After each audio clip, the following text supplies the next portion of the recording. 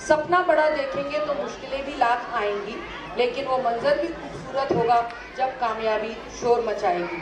Good evening, honorable guests, most respectful committee members, respected parents, teachers, and all my dear friends. Friends, as a students, after a very long time, after a 20 years, ये सपना 20 साल पहले का था कि मुझे अपने school के बच्चों का परफॉर्मेंस करवाना है, और आज हम सब आपके साथ हैं अपने नन्हे मुन्ने आर्टिस्ट को लेके। यह समय है विद्यालय के 5 वर्षों के लेखा जोखा को आपके सामने प्रस्तुत करने तथा भविष्य की संभावना को आपके साथ शेयर करने का। As a principal of JBIS मैं डॉक्टर नीतू जैन अपनी एनुअल रिपोर्ट 3 चरणों में आपके सामने प्रस्तुत करूंगी। वैसे मैं जो भी बोलूँगी वो सारी चीज़ें या तो आपकी देखी हुई है, आपकी समझी हुई है, या कुछ चीज़ें मुझे डिक्लेरेशन करना है। Starting from achievements.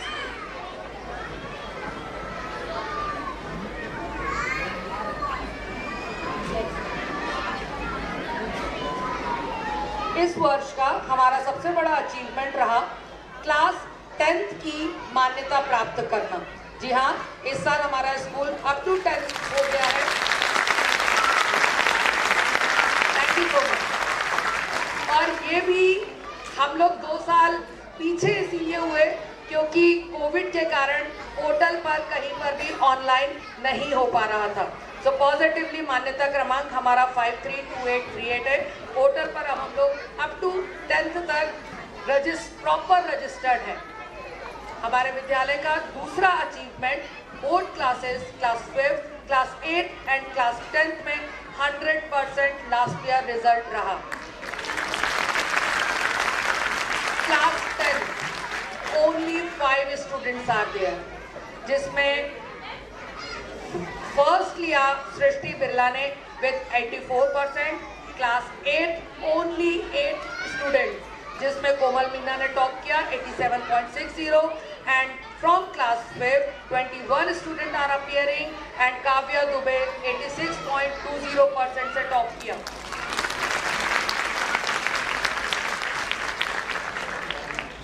हमारा तीसरा अचीवमेंट था हमारे विद्यालय का इंफ्रास्ट्रक्चर। ये तो आप लोगों को देखते देखते ही बनाया है। कुछ पेरेंट्स बहुत पहले से साथ हैं, हमारे पे उनका ट्रस्ट है, and day by day side by side हम लोगों से शोल्डर टू शोल्डर एप्रिशिएशन करते हुए हम लोगों को आगे बढ़ा रहे हैं। 2019-20 प्रथम वर्ष में हम लोगों ने विद्यालय के सिर्फ 6 कमरों से शुरुआत की थी, और उस समय विद्यालय में सिर्फ 19 बच्चे थे। आफ्टर दैट 2 इयर्स का कोविड ब्रेक लगा, जो कि 70 स्टूडेंट्स के साथ बैक हम लोग होकर दोबारा 10-15 बच्चों पर आए। आज 23-24 में 400 बच्चे और 25 टीचर्स के स्टाफ के साथ 13,000 स्क्वायर फीट एरिया में 35+ कमरों के साथ separate science lab, computer lab and several amenities is given to the parents as well as students. Now ये बात थी कुछ अचीवमेंट्स जो कि हमने लास्ट 5 इयर्स में करे। अब हम बात करते हैं हमारे एकेडमिक्स की। सबसे पहले मैं बात करूंगी हमारे प्री प्राइमरी जोन की। कुछ पैटर्न्स स्कूल को स्पेसिफिक बनाते हैं। आप लोगों का ट्रस्ट जो हम पर है, ये आप सभी को जानना ज़रूरी है कि उस ट्रस्ट के पीछे हमारे टीचर्स कितनी मेहनत करते हैं और किस तरह से मेहनत करते हैं। Starting from worksheet pattern, as you all know, हर मंथ और बाय मंथली बच्चों को वर्कशीट्स दी जाती है, जितना वर्क उनका कंप्लीट है या जब एग्जामिनेशन आने वाला है। वर्कशीट देने के 2 रीजंस हैं। हालांकि हर चीज़ के पीछे हम लास्ट में बात करेंगे, डिस्कस करेंगे आप लोगों से कि हर चीज़ के पीछे हमको एक नेगेटिव फीलिंग दी जाती है, जैसे कि वर्कशीट, अरे तो इसी में से पेपर आ रहा है, वर्कशीट अरे तो ऐसा हो रहा है। नहीं, ऐसा नहीं है। वर्कशीट में अगर आपने कभी पर्टिकुलर चेक किया हो तो सारा सिलेबस समराइज करके कवर किया जाता है, ताकि बच्चे को साइकोलॉजिकली ये ट्रीट किया कि बेटा बस आपको इतना ही पढ़ना है। इसके अलावा उसमें क्वेश्चंस होते ही नहीं है, या जो क्वेश्चन होते ना किसी मोड में वो रिपीट होते हैं। सेकेंडली, इंडिविजुअल स्टूडेंट्स की फाइल मेकिंग, यानी किड सेक्शन में जितनी शीटें आपको पता है घर से दी जा रही है वो तो अलग है, मगर टीचर्स जो वीकली, मंथली और बाय मंथली कंप्लीट कर रहे हैं उनका डेफिनेटली फाइल मेकिंग किया जाता है, जो कि पीटीएम में आप लोगों को शो किया जाता है। फॉर किड सेक्शन 20:1 के प्रपोर्शन में हम लोग आगे बढ़ रहे हैं और 3 सेक्शन रन कर रहे हैं, जिसमें लास्ट सेक्शन जो हमारा रहता है, पॉजिटिवली मैं ABC नहीं बोलूँगी, नहीं तो कल से हमारे पास आएगा कि हमारे बच्चे C में क्यों हैं, बट जिन बच्चों को अकॉर्डिंग टू टीचर रेमेडियल की ज़रूरत होती है, यानी कि वो अप टू द मार्क नहीं जा रहे हैं, उनको हम लोग रोटेशन मोड पर शिफ्ट करते हैं सेक्शन नेक्स्ट लास्ट सेक्शन में। लास्ट वाला जो सबसे आगे और सबसे डिस्क्रिप्टिव सर का गया था वो हमारी सारी वर्कशॉप्स थी जो कि किड सेक्शन की थी। आप सभी को पता है कि ये सारी workshop nursery KG1 KG2 up to 2nd class तक की गई हैं एंड ये सारी ज़रूरी भी थी CCE पैटर्न के अकॉर्डिंग। तो वही चीज़ें जो बच्चे के कोर्स सिलेबस में थी, उनके लिए नेसेसरी थी, उन सारी चीज़ों को हम लोगों ने वर्कशॉप के थ्रू कंडक्ट करवाया। अब हम बात करेंगे नेक्स्ट हमारे प्रोजेक्ट बेस्ड लर्निंग यानी कि क्लास 1st to 5th के स्टूडेंट्स के। एज पर एजुकेशन पॉलिसी यानी CCE पैटर्न, अगर आप लोगों ने चेक किया होगा तो इस साल की सभी बुक्स के ऊपर NAP 23-24 लिखा हुआ आया है। यस, एक क्वेश्चन और आप लोगों का जेन्युइन रहता है हम लोगों से, या होना भी चाहिए कि मैडम आप हर साल बुक्स चेंज कर देते हो। मुझे नहीं पता वो बोलते हुए आप लोग हमारा क्या समझते हैं, बट फर्स्ट ईयर स्टार्ट किया स्कूल, 2 साल कोविड आ गया, बुक्स चेंज। 2 साल के बाद स्टार्ट किया स्कूल, उसके बाद गवर्नमेंट ने न्यू पॉलिसी आ गई, books and syllabus are change. वो छोटी छोटी सी चीज़ें आपको जो नहीं पता होती हैं वो सारी चीज़ें अब एजुकेशन पॉलिसी चेंज करते जा रही है। एक बहुत छोटा सा एग्जांपल दूंगी आपको कि आप लोगों को शायद ये नहीं पता होगा कि अब long answer type class 12th तक भी कोई क्वेश्चन अराइज नहीं किया जाएगा बोर्ड्स में, यानी कि पैटर्न सिर्फ स्किल बेस होगा क्वेश्चन आंसर्स का। NCERT is apply for all, इसीलिए NAP के अकॉर्डिंग ही हमको बुक्स कंसीडर करना थी। तो आप लोगों का कि मैडम 2 साल चलाइए, 3 साल चलाइए, इसको ना देखते हुए बच्चों के लिए क्या बेस्ट है और उसे अप्लाई करना क्यों और कहाँ ज़रूरी है। नहीं तो उन्हें पैटर्न ही नहीं पता होगा, वो लॉन्ग आंसर पे अटके रहेंगे और हमको स्किल डेवलपमेंट के लिए क्लासेस अलग से लेनी पड़ेंगी। सो दैट हम लोग बुक्स चेंज करते हैं। इसके साथ ही अगर मैं बात करूँ जो न्यू एजुकेशन पॉलिसी यानी मसौदा नीति आई है, दैट इज़ 5:3:3:4 के अकॉर्डिंग टू दिस बच्चों का सारा सिलेबस उसी बुक्स में हम लोगों ने कवर किया है। एंड मैं ऐसा कोई कमिटमेंट यहाँ से नहीं कर पाऊँगी कि हम अगले साल भी बुक्स चेंज नहीं करें, जब तक हमारे बच्चों को बेस्ट एजुकेशन की ज़रूरत होगी और जिस तरह से ज़रूरत होगी हम उसको फुलफिलमेंट करेंगे। हाँ, ये हमारी ड्यूटी बनती है कि अगर आपको किसी तरह से कोई प्रॉब्लम्स है या कोई क्वेश्चन अराइजेस है, that I will solve that.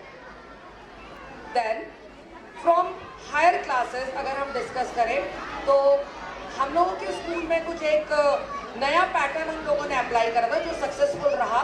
जो रिजल्ट हमारा 5th और 10th और 8th का 100% आ रहा है, दैट इज 9th क्लास में हिंदी, इंग्लिश एंड संस्कृत तीनों लैंग्वेज हम लोगों ने 10th की बुक्स से अप्लाई करी।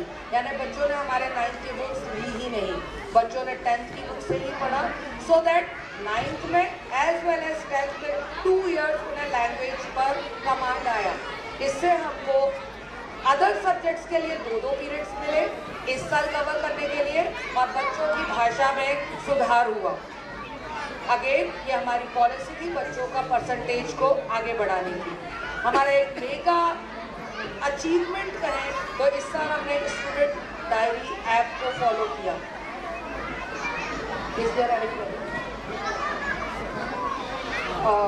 मेगा इवेंट को हम लोगों ने स्टूडेंट डायरी ऐप को हम लोगों ने तैयार किया।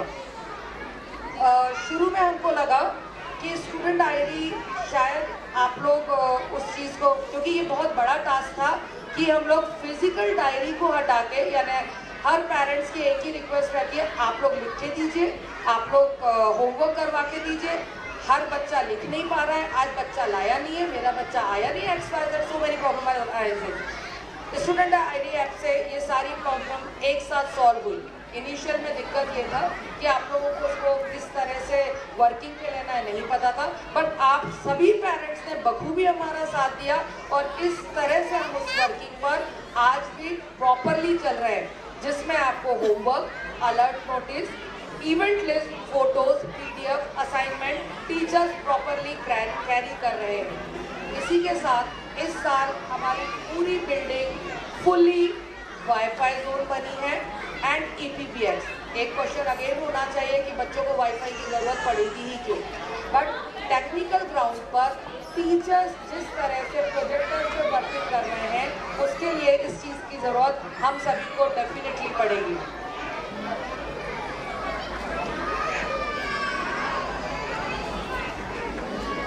Now what the challenges face. इसके बाद मैं कहूँगी कि यहाँ तक हाँ हमने ये किया, हम ये कर रहे हैं, हम ये करना चाहते हैं, बट हमने क्या प्रॉब्लम फेस की, हम क्या प्रॉब्लम फेस कर रहे हैं। टेक्निकल ग्राउंड पर आज भी हमारे पास 70% पेरेंट्स ही स्टूडेंट डायरी ऐप को यूज़ कर रहे हैं, जबकि कई बार ये बताया गया है कि आप एक नंबर जो कि आपका रजिस्टर्ड मोबाइल नंबर है, आप घर के किसी भी फ़ोन से 10 फ़ोन से एक साथ यूज़ कर सकते हैं, मगर शायद पेरेंट्स नहीं कर पाए, मेरे कुछ अलग वर्ड्स नहीं होना चाहिए। और मैं 30% रिमेनिंग स्टूडेंट्स के लिए फिजिकल डायरी अप्लाई नहीं कर सकती, बिकॉज उसमें कहीं ना कहीं बाकी बच्चों का या टीचर्स का टाइम गेनिंग रहता है, तो this is not possible for us.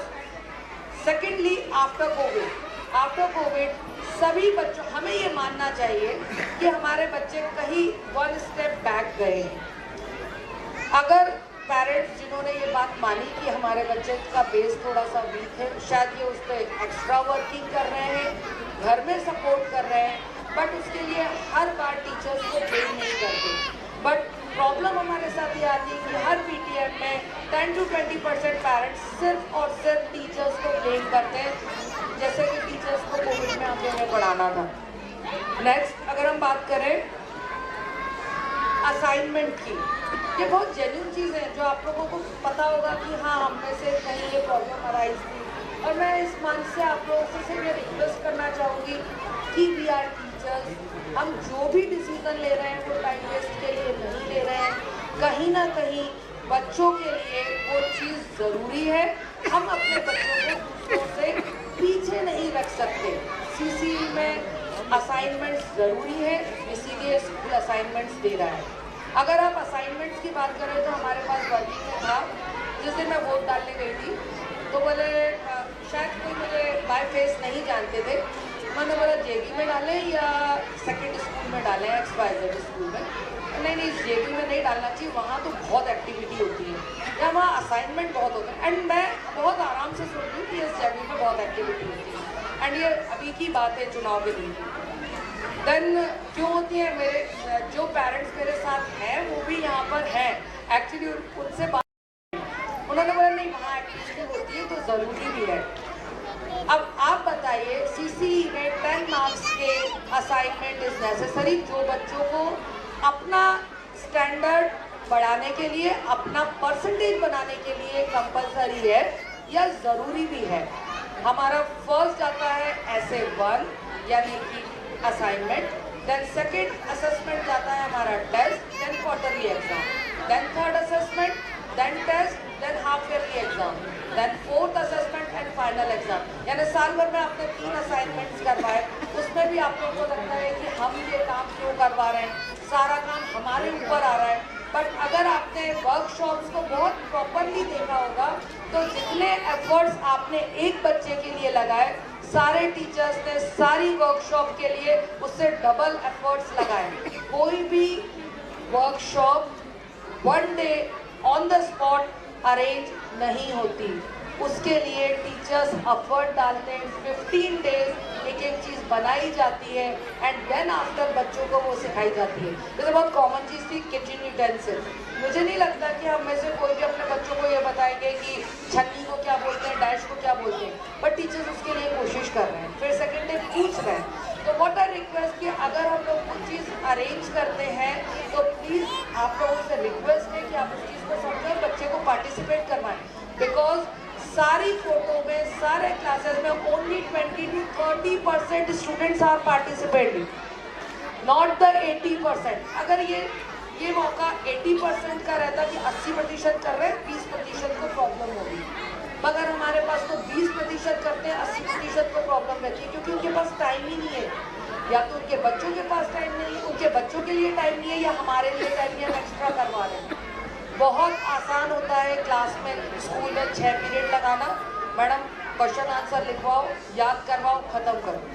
But हम लोग उस वर्किंग पे सिर्फ इसलिए नहीं चल रहे हैं क्योंकि जो बच्चे परफॉर्म करना चाहते हैं, भले ही वो 20% है, वो कर रहे हैं। ऑक्यूपेशन में आपने देखा होगा टोटल 40 या 45 स्टूडेंट्स आर पार्टिसिपेटिंग, जबकि मेरे पास 150 की स्ट्रेंथ है from the nursery KG1 and KG2। तो मेरा आपसे निवेदन रहेगा कि आप लोग वर्कशॉप्स के लिए प्लीज़ थोड़ा सा सेंसिटिव रहिए।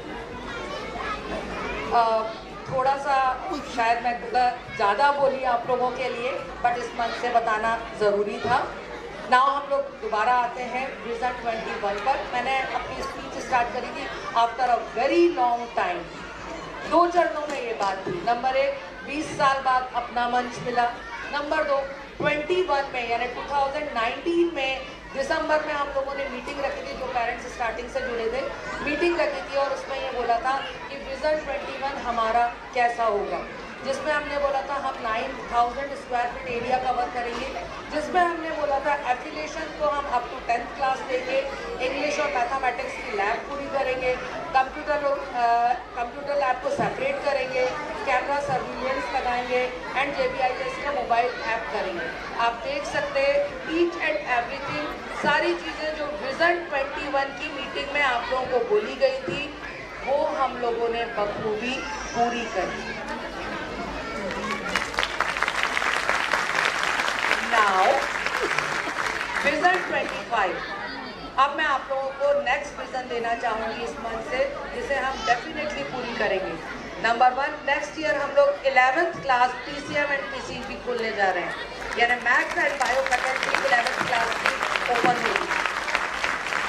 पॉजिटिवली 25 तक हमारा 12th क्लास तक का मान्यता हम लेने की कोशिश करेंगे। नेक्स्ट स्पोर्ट्स, पेरेंट्स का रिक्वेस्ट है कि मैडम स्पोर्ट्स को थोड़ा बढ़ाइए, तो positively skating and taekwondo sports हम नेक्स्ट ईयर डेफिनेटली, अगर पेरेंट्स का सपोर्ट रहा तो हम इसे ओपन करेंगे। इसी के साथ डेफिनेटली किड्स अरीना को डेवलप करेंगे, जो कि नर्सरी KG1 KG2 के बच्चों के लिए होगा। इस साल हमारा टारगेट था नर्सरी KG1 KG2 के बच्चों के लिए सेपरेट जोन, सेपरेट फ्लोर करना, सेपरेट टीचर, सेपरेट सेक्शन करना। इतना तक हमने अचीव कर लिया। अब टीचर्स का सेक्शन प्री प्राइमरी डिफरेंट है, प्लेस डिफरेंट है। नेक्स्ट ईयर उनके लिए, बच्चों के लिए प्ले जोन भी डिफरेंट रहेगा। इसी के साथ